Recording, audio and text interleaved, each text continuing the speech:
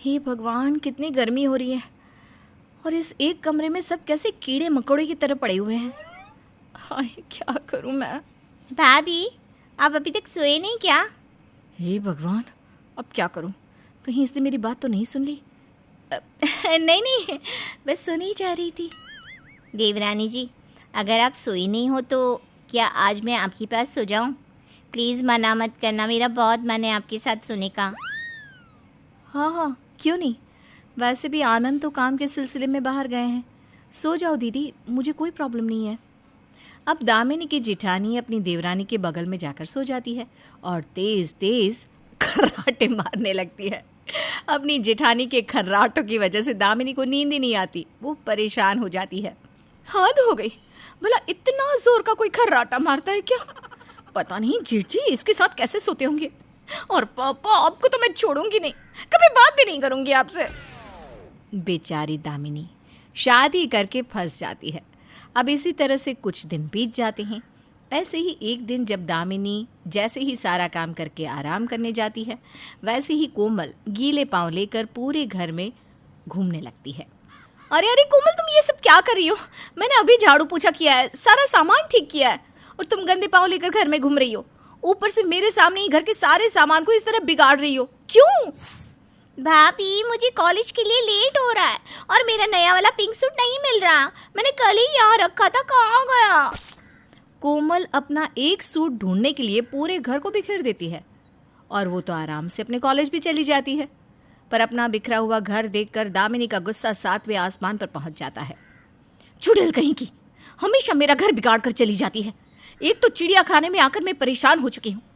आने दो इस बार आनंद जी को, उनसे कहूंगी कि इस कमरे को खाली करो और कहीं और चलो। अब मैं और एक कमरे में अपने ससुराल वालों के साथ नहीं रह सकती। दामिनी एक कमरे में अपने ससुराल वालों के साथ रहकर बहुत परेशान हो चुकी थी और इस बार उसने ठान लिया था कि वो कहीं दूसरी जगह दूसरा घर लेकर आनंद के साथ रहेगी। अब जैसे ही रात को आनंद घर आता है तो दामिनी उससे अकेले में बात करने की सोचती है। अरे बेटा, आ गया तू? कितने दिनों की छुट्टी लेकर आया है? और तेरे ऑफिस वाले तुझे कुछ खाने को नहीं देते क्या? देखो तो कितना पतला हो गया है मेरा बेटा। माँ, मैं बिल्कुल ठीक हूँ। देखो, आप सभी के लिए मैं गिफ्ट लेकर आया हूँ। इन सब की क्या ज़रूरत थी? वैसे आनंद जी, मुझे आपसे कुछ बात करनी थी। हाँ तो कहो ना, मैं यहीं पर तो बैठा हूँ। अभी नहीं, थोड़ी देर बाद। वैसे इतनी भी ज़रूरी बात नहीं है। इतने दिनों बाद आए हो आप, माँ जी और अपनी बहन से अच्छे से मिल तो लो।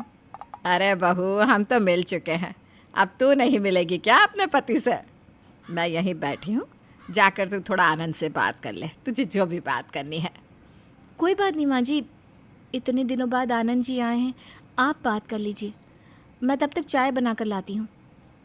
खुसर बूढ़ी, हम दोनों को 5 मिनट अकेला छोड़ेगी तब तो मैं कुछ बात करूँगी ना। गूंद की तरह चिपक गई है अपने बेटे से। ये नहीं कि बेटे को बहू के साथ 5 मिनट के लिए अकेला छोड़ दो। दामिनी आनंद से बात करने की काफ़ी कोशिश करती है, पर एक ही कमरा होने की वजह से उसे समय ही नहीं मिल पाता कि वो आनंद से बात कर सके। और देखते ही देखते आनंद के जाने का समय भी आ जाता है। देखते ही देखते कैसे 10 दिन निकल गए पता भी नहीं चला। और मुझे जिस बारे में आनंद जी से बात करनी थी वो बात तो हो भी नहीं पाई। ये सोच सोच कर दामिनी परेशान हो जाती है और चाह कर भी कुछ नहीं कर पाती। समय के साथ एक कमरे में वो ससुराल में रहने की आदत डाल लेती है।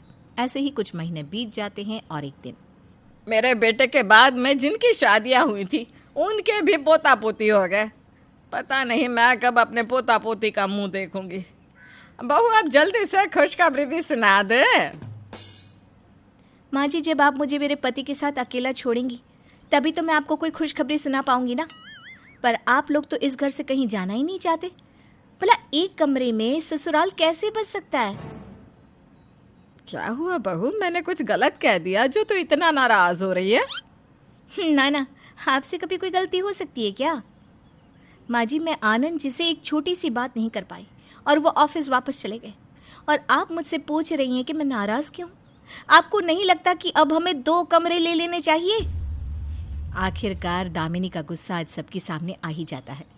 वो नाराज होकर अपने काम में लग जाती है, पर अर्चना अपनी बहू की बातें समझ जाती है। अब इस बार जब आनंद आता है तो आने के साथ वो कमरे को छोड़ने की बात करता है। चलो, हमें आज ये कमरा खाली करना है। मैंने बड़ा घर लिया है सबके लिए, और अपना खुद का कमरा होगा दामिनी। अब तो खुश हो ना तुम? नया घर? मैं कुछ समझी नहीं। अरे तुम मुझसे यही तो बात करना चाहती थी ना। माँ ने मुझे सब बता दिया है, और तुम्हारा कहना भी जायज़ है, पर हमारी कुछ मजबूरियाँ थी ना, इसलिए ना चाहते हुए भी हमें इतनी मुश्किलों का सामना करना पड़ रहा था, और हमारे साथ तुम्हें भी। पर अब सब ठीक है, अब हम सब एक साथ रहेंगे। आखिरकार दामिनी का सपना सच हो जाता है और वो लोग अपने एक कमरे से निकलकर बड़ा घर ले लेते हैं और सब अपने अपने कमरे में अलग अलग रहते हैं।